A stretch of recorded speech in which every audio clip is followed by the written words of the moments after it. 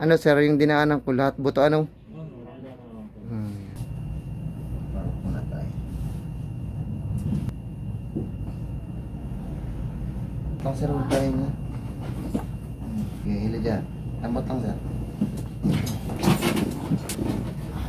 Bagsak mo lang pa ako.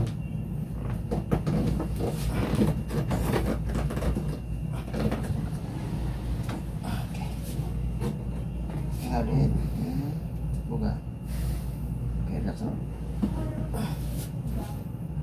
Okay, hingalin.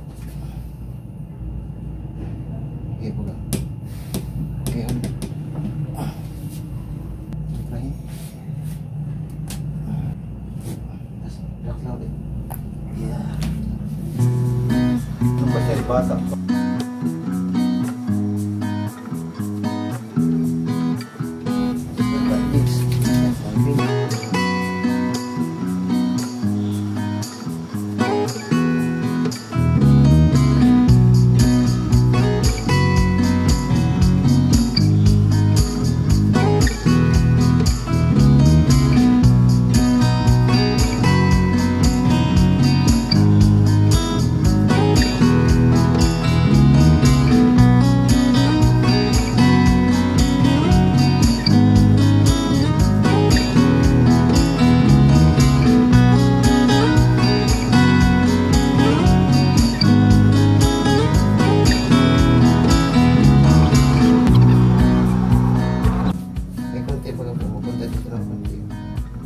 Kunting-kunti lang.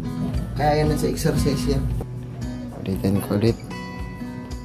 So yung marking, ay yung dalawang marking, yan yung ano, may slight lang siya ng konti. Yan.